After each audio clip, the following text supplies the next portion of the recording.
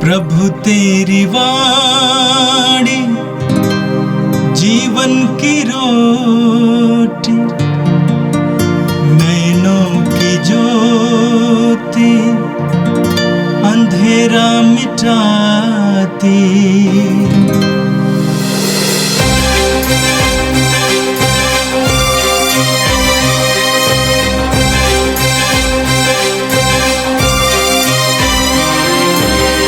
प्रभु तेरी वाणी जीवन की रोटी, नैनों की ज्योति अंधेरा मिटाती। प्रभु तेरी वाणी जीवन की रोटी, नैनों की ज्योति अंधेरा मिटाती। वाणी वाणी वाणी वाणी वाणी पवित्र है, शाश्वत है, जीवन का मन्ना है। 16 अगस्त मंगलवार। पहला पाठ नबी एजेकियल के ग्रंथ अध्याय 28 पद संख्याएं 1 से 10 तक। प्रभु की वाणी मुझे यह कहते हुए सुनाई दी, मनुष्य के पुत्र, तिरुस के शासक से कहो, प्रभु ईश्वर यह कहता है, तुमने अपने घमंड में कहा, मैं ईश्वर हूँ।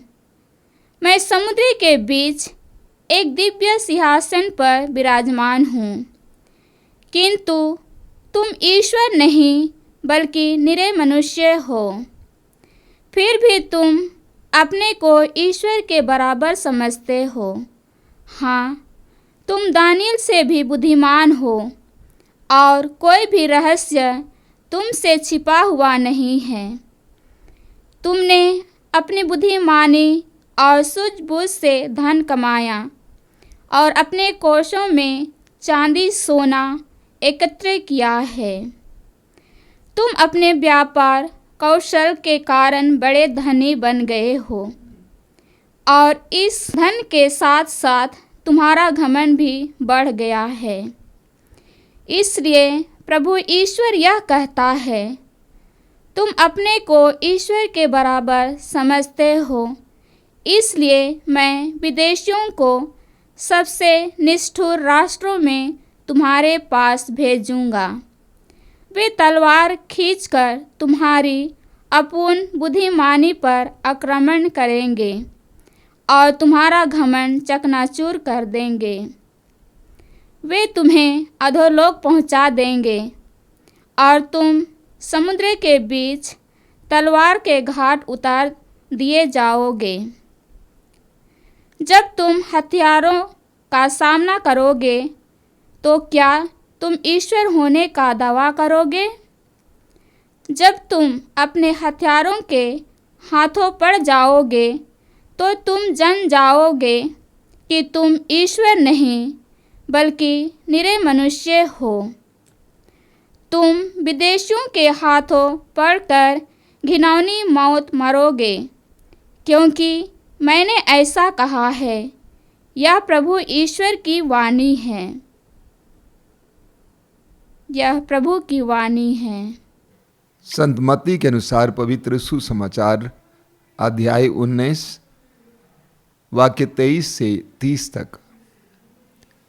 तब ईसा ने अपने शिष्यों से कहा, मैं तुम लोगों से ये कहता हूँ, धनी के लिए स्वर्ग के राज में प्रवेश करना कठिन होगा। मैं ये भी कहता हूँ कि सुई के नाके से होकर ऊंट का निकलना अधिक सहज है, किंतु धनी का ईश्वर के राज में प्रवेश करना कठिन है। यह सुनकर शिष्य बहुत अधिक विस्मित हो गए और बोले, तो फिर कौन बच सकता है? उन्हें स्थिर दृष्टि से देखते हुए ईसा ने कहा, मनुष्यों के लिए तो ये असंभव है, ईश्वर के लिए सब कुछ संभव है। तब पेतरुस ने ईसा से कहा, देखिए, हम लोग अपना सब कुछ छोड़कर आपके अनुयायी बन गए हैं, तो हमें क्या मिलेगा? ईसा ने अपने शिष्यों से कहा, मैं तुम अपने अनुयायियों से ये कहता हूँ, मानव पुत्र जब पुनरुत्थान में अपने महिमा में सिंहासन पर विराजमान होगा, तब तुम लोग भी 12 सिंहासनों पर बैठकर इस्राएल के 12 वंशों का न्याय करोगे। और जिसने मेरे लिए घर, भाई बहनों, माता पिता, पत्नी, बाल बच्चों अथवा खेतों को छोड़ दिया है, वह 100 गुना पाएगा और अनंत जीवन का अधिकारी होगा। बहुत से लोग जो अगले हैं पिछले हो जाएंगे, और जो पिछले हैं अगले हो जाएंगे। यह प्रभु का दिव्य सुसमाचार है। क्रिस्त प्रभु की जय। मेरे प्रिय भाई और बहनों, पवित्र बाइबल ईश्वर की प्रतिज्ञाओं का ग्रंथ है, ईश्वर की आज्ञाओं का ग्रंथ है, ईश्वर के प्रेमपूर्ण संदेशों का ग्रंथ है। और पवित्र बाइबल में बहुत सारी भविष्यवाणियां दी गई हैं, लोगों के बारे में, राजाओं के बारे में, नगरों के बारे में, देशों के बारे में, मसीहा के बारे में, जो समय समय पर पूरी हुई है। संसार भर में शायद पवित्र बाइबल ही एक ऐसा धर्म ग्रंथ है जिसमें ऐसी भविष्यवाणियां लिखी हुई हैं। आज का पहला पाठ एजेकियल नबी के ग्रंथ के अध्याय 28 से लिया गया था। एजेकियल नबी के ग्रंथ के अध्याय 26 से 28 तक हमें ईश्वर की ओर से महानगर तीरुस के बारे में भविष्यवाणियां मिलती हैं। आज के पाठ में आपने सुना, प्रभु की वाणी मुझे ये कहते हुए सुनाई दी, मानव पुत्र, तीरुस के शासक से कहो, प्रभु ईश्वर ये कहता है, तुमने अपने घमंड में कहा, मैं ईश्वर हूं, मैं समुद्र के बीच एक दिव्य सिंहासन पर विराजमान हूं, किंतु तुम ईश्वर नहीं बल्कि निरे मनुष्य हो। आगे हम पढ़ेंगे, तुमने अपनी बुद्धिमानी और सूझबूझ से धन कमाया और अपने कोषों में चांदी सोना एकत्र किया है। तुमने अपने व्यापार कौशल के कारण बड़े धनी बन गए हो, और इस धन के साथ साथ तुम्हारा घमंड भी बढ़ गया है। इसलिए मैं विदेशियों को, सबसे निष्ठुर राष्ट्रों को तुम्हारे पास भेजूंगा। वे तलवार खींचकर तुम्हारी अपूर्व बुद्धिमानी पर आक्रमण करेंगे और तुम्हारा घमंड चकनाचूर कर देंगे। वे तुम्हें अधोलोक पहुंचाएंगे। आगे लिखा हुआ है, जब तुम अपने हथियारों के हाथों पड़ जाओगे तो तुम जान जाओगे कि तुम ईश्वर नहीं बल्कि निरे मनुष्य हो। धन और बुद्धि घमंड का कारण बनता है। तीरुस के शासक और तीरुस के लोग अपने आप को ईश्वर समझ रखे थे, क्योंकि वे धनी हो गए थे, वे बुद्धिमान थे, इसीलिए वे अंधे बन गए थे। घमंड हमें अंधा बना देता है। घमंड हमें ईश्वर को भुलाने के लिए मजबूर करता है, और हम अपने आप को भी ईश्वर का दर्जा देने लगते हैं। हम अपने आप को शक्तिशाली समझने लगते हैं, और इसीलिए प्रभु कहते हैं कि तुम्हारा पतन होगा। और वास्तव में ऐसा हुआ। कुछ ही वर्षों के बाद बाबुल के राजा नेबुकदनेस्सर ने तीरुस पर आक्रमण किया और उसको नष्ट कर दिया। हम सूक्ति ग्रंथ के अध्याय 16 उसके वाक्य 18 में पढ़ते हैं, घमंड विनाश की ओर और अहंकार पतन की ओर ले जाता है। घमंड विनाश की ओर और अहंकार पतन की ओर ले जाता है। सूक्ति ग्रंथ अध्याय 11 वाक्य 1 और 2 में लिखा हुआ है, घमंडी अपमानित किया जाता है। और तीरुस के साथ ऐसा ही हुआ। मेरे प्रिय भाई और बहनों, हमारे व्यक्तिगत जीवन में और पारिवारिक जीवन में, सामुदायिक जीवन में भी हो सकता है। जब हमारा धन बढ़ने लगता है, हमारा नाम बढ़ने लगता है, हम सौंदर्यवान हो जाते हैं, हम प्रतिभावान हो जाते हैं, हमारी बातें मानी जाने लगती हैं और हमें अधिकार मिलने लगता है, पद मिल जाता है, हम भी अचानक घमंडी हो जाते हैं। हम भी सोचते हैं कि हम सर्वशक्तिमान हैं, हम सब कुछ कर सकते हैं। इस बात को हमें भूलना नहीं चाहिए कि घमंड हमें विनाश की ओर ले जाता है, अहंकार हमें पतन की ओर ले जाता है। मानव इतिहास ने देखा है कि कैसे घमंडी गिरे हैं, हमारे व्यक्तिगत जीवन में हमें प्रभु यीशु का अनुकरण करना चाहिए। प्रभु यीशु ने कहा कि मैं स्वभाव से नम्र और विनीत हूं। प्रभु ने कहा मुझसे सीखो, लेकिन हमारी समस्या है कि हम संसार से सीखते हैं, हम सांसारिक बन जाते हैं। जब धन आ जाता है, पद मिल जाता है, हम धीरे धीरे ईश्वर को भूल जाते हैं, यीशु की शिक्षाओं को भूल जाते हैं और हम सांसारिक बन जाते हैं, घमंडी बन जाते हैं। प्रभु यीशु कहते हैं मत्ती के सुसमाचार के अध्याय 11 उसके वाक्य 29 में, मुझसे सीखो, मैं स्वभाव से नम्र और विनीत हूँ। प्रभु का वचन कहता है धन्य हैं वे जो नम्र हैं, उन्हें प्रतिज्ञात देश मिलेगा। जो नम्र होते हैं ईश्वर की कृपा पात्र होते हैं। हम अपने आप को नम्र बनाएं, तीरुस के शासकों की तरह, तीरुस के लोगों की तरह घमंडी ना बने, अपने को ईश्वर ना समझें, अपने को सर्वशक्तिमान ना समझें। और आज के सुसमाचार में प्रभु यीशु हमें एक कठोर शिक्षा सुनाते हैं। वचन में आपने सुना, तब ईसा ने अपने शिष्यों से कहा, मैं तुम लोगों से ये कहता हूं, धनी के लिए स्वर्ग के राज्य में प्रवेश करना कठिन होगा। प्रभु यीशु कहते हैं धनी के लिए स्वर्ग के राज्य में प्रवेश करना कठिन होगा। ये धनी कौन है?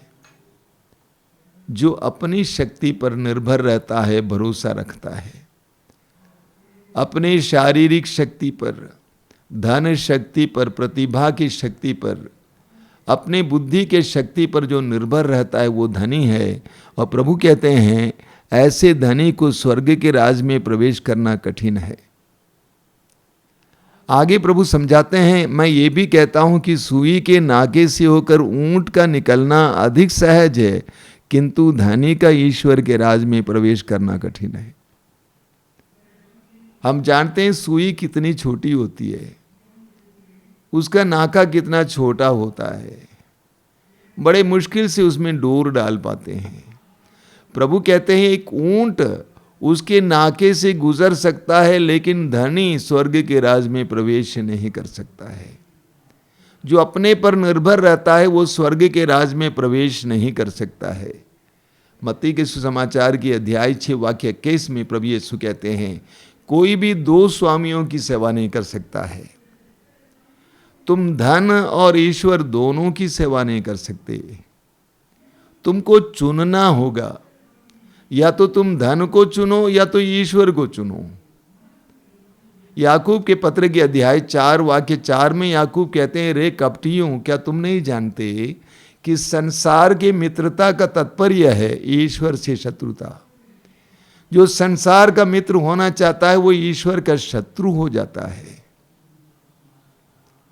योहन के पहले पत्र की अध्याय 2 वाक्य 15 और 16 में प्रभु कहते हैं, संत योहन कहते हैं, वचन कहता है कि आप ना तो संसार से प्यार करें न संसार की चीज़ों से, क्योंकि जो संसार से प्यार करता है उसमें पिता का प्यार नहीं है।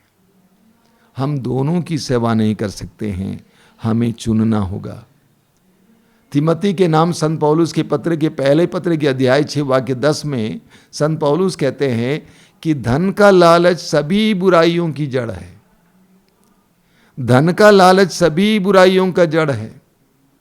लूकास के सुसमाचार के अध्याय 18 में एक धनी इंसान प्रभु यीशु के पास आता है और प्रभु से कहता है कि भले गुरु, अनंत जीवन पाने के लिए मुझे क्या करना चाहिए। प्रभु ने कहा अंत में, तुम अपना सब कुछ बेचकर गरीबों में बांट दो और तब मेरा अनुसरण करो और तब तुम्हें अनंत जीवन मिलेगा। वचन में लिखा हुआ है कि वो धनी व्यक्ति उदास होकर लौट गया क्योंकि वह बहुत धनी था। प्रभु यीशु की इन बातों को सुनने के बाद शिष्यों ने पूछा, अगर ऐसी बात है तो कौन बच सकता है? तो प्रभु यीशु ने कहा, मनुष्यों के लिए असंभव है तो वह ईश्वर के लिए संभव है। लूकास के सुसमाचार के अध्याय 19 में एक दूसरे धनी के बारे में पढ़ते हैं, उसका नाम है जक्केउस। जक्केउस भी धनी व्यक्ति था, वचन में लिखा हुआ है, लेकिन प्रभु यीशु के इशारे पर वो धन को छोड़ देता है और यीशु को अपने जीवन में स्थान दे देता है और उसके जीवन में मुक्ति आती है, आनंद आता है, सांत्वना आती है। मेरे प्रिय भाई और बहनों, हम सभी मनुष्यों के अंदर धन के प्रति बहुत मोह है। विशेष करके आज मनुष्य के अंदर बहुत ज़्यादा मोह है, क्योंकि उसकी आवश्यकताएं बढ़ती जा रही हैं। जैसे जैसे उसकी आवश्यकताएं वो बढ़ाता जा रहा है, वैसे वैसे उसके अंदर धन के प्रति मोह भी बढ़ता है। और ये धन के प्रति मोह हमें ईश्वरीय ज्ञान, ईश्वरीय कृपा से वंचित रखता है। हम धीरे धीरे ईश्वर के राज्य के लायक नहीं बनते हैं, उसके लिए अनवर्दी बनते हैं, उसके लिए अयोग्य बनते जाते हैं। आगे सुसमाचार में हमने सुना, पेतरुस ने प्रभु से कहा, देखिए हम लोग अपना सब कुछ छोड़कर आपके अनुयायी बन गए हैं, तो हमें क्या मिलेगा? हमने अपने परिवार को छोड़ा है, धन संपत्ति, अपना पैसा सब छोड़ दिए हैं और हम आपके अनुयायी बन गए, हमें क्या मिलेगा? अंत में प्रभु यीशु कहते हैं, जिसने मेरे लिए घर, भाई बहनों, माता पिता, पत्नी, बाल बच्चों अथवा खेतों को छोड़ दिया है, वह 100 गुना पाएगा और अनंत जीवन का अधिकारी होगा। एक बहुत बड़ी सच्चाई है। जो ईश्वर के राज्य के लिए, प्रभु के कार्य के लिए अपना सब कुछ छोड़ देता है, प्रभु उसके लिए प्रबंध करता है, कई गुना ज्यादा प्रबंध करता है। मैंने 5 बहनों को छोड़ा है, मुझे 5 लाख बहनें मिल गई हैं। मैंने माँ बाप को छोड़ा है, मुझे ढेर सारे माँ बाप मिल गए हैं। मैंने धन संपत्ति छोड़ी है, लेकिन प्रभु ने उससे कई गुना ज्यादा दे दिया है। विश्वास के साथ, भरोसे के साथ प्रभु के कार्य के लिए जो निकल पड़ता है और प्रभु पर जो भरोसा रखता है, प्रभु के लिए त्याग करता है, प्रभु 100 गुना लौटाएगा। ये प्रभु का वायदा है, प्रभु की प्रतिज्ञा है, पूरी होती है। इस पर विश्वास करने की जरूरत है। और इतना ही नहीं, प्रभु कहते हैं वह अनंत जीवन के अधिकारी होगा। जिसने मेरे लिए सांसारिक चीजों को छोड़ दिया है, मैं उसको 100 गुना दूंगा, साथ ही साथ वह अनंत जीवन का भी अधिकारी होगा। अंत में प्रभु एक टिप्पणी देते हैं, बहुत सुंदर टिप्पणी है। प्रभु कहते हैं, बहुत से लोग जो अगले हैं पिछले हो जाएंगे और जो पिछले हैं अगले हो जाएंगे। बहुत सारे लोग पुराने विश्वासी, पुराने मसीही आजकल पिछले होते हुए हम देख रहे हैं, और बहुत सारे नए विश्वासी जो प्रभु के लिए सब कुछ त्यागने के लिए तैयार हो जाते हैं, प्रभु के लिए उदार बने हुए होते हैं, बहुत आगे निकल जाते हैं। हमारी उदारता के द्वारा, त्याग में मनोभाव के द्वारा हम आगे निकलेंगे। मेरे प्रिय भाई और बहनों, आज के दोनों पाठ हमें एक ही शिक्षा देते हैं। हमारा इस संसार के प्रति मोह, सांसारिक चीज़ों के प्रति मोह और उसका अंत, और परित्याग और त्याग करने के लिए जो तैयार हैं उनका भी अंत, उनको भी क्या परिणाम मिलेगा। आइए हम प्रार्थना करें, प्रभु से प्रार्थना करें कि प्रभु मुझे प्रज्ञा का वरदान दीजिए कि मैं पहचान सकूं क्या सही है, गलत है। मैं पहचान सकूं क्या शाश्वत है और क्या शाश्वत नहीं है। मेरे हृदय में तेरे राज्य के प्रति प्रेम बढ़ा दे। मेरे हृदय में स्वर्गिक और अनंत जीवन के प्रति प्यार और प्यास बढ़ा दे। प्रभु यीशु इन वचनों को सुनने वाले मेरे भाई बहनों को आशीर्वाद देना। तेरा पवित्र हाथ उन पर रख, अनुग्रह और आशीष का हाथ, तेरे संरक्षण का उनको अनुभव मिले। आज का संपूर्ण दिन उनके लिए कृपा का दिन बने। वे जहाँ कहीं भी जाएं तेरी उपस्थिति और आशीष का अनुभव कर सके। हमारी इस प्रार्थना को ग्रहण कर, आमीन। प्रभु तेरी वाणी जीवन की रोटी, नैनों की ज्योति अंधेरा मिटाती। वाणी वाणी वाणी वाणी वाणी पवित्र है, शाश्वत है जीवन का